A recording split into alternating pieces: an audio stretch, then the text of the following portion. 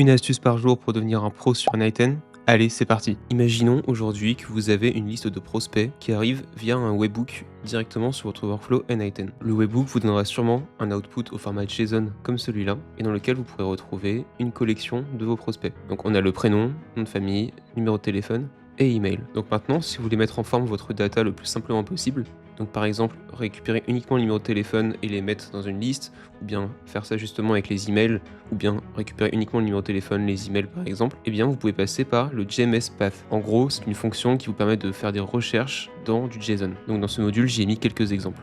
Dans cette première variable, on va récupérer uniquement les numéros de téléphone. Donc la fonction JMSPath va toujours se présenter de la façon suivante. Dans un premier temps, on indique l'objet dans lequel on veut ensuite exécuter une fonction. Donc par exemple pour le numéro de téléphone, ce qui nous intéresse ici, c'est l'objet leads. Donc en fait, on doit indiquer le chemin pour arriver jusqu'à leads. Donc on a webhook, puis body, puis leads. Donc là, c'est le chemin pour arriver jusqu'à cet objet. Et ensuite, qu'est-ce qu'on veut faire dans cet objet? Eh bien, dans notre cas, on veut récupérer une liste des numéros de téléphone. Donc pour tous les leads dans la collection, on veut récupérer le numéro de téléphone. Donc le pour tout se traduit en une étoile entre crochets pour indiquer tous les leads qui sont dans la collection lead. Et ensuite on rajoute le point phone pour indiquer qu'on veut récupérer uniquement la partie téléphone. Ensuite, quand on veut récupérer les emails, on fait exactement la même chose, mais avec un point email ensuite. Et enfin, si on veut récupérer à la fois les numéros de téléphone et les emails, la seule différence cette fois-ci, c'est qu'on va indiquer entre crochets phone, email. Et ça va nous permettre de nous créer une table. Donc, comme on peut le voir juste ici, phone plus email, on a créé bien une table avec à la fois le numéro de téléphone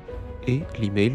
Et ça dans une liste avec les 3 prospects concernés. Donc l'avantage de ces fonctions-là, c'est qu'elles sont dynamiques et donc qu'elles agissent directement et ça vous évite de passer par d'autres modules ou bien de passer par des boucles ou voilà, des choses pas possibles.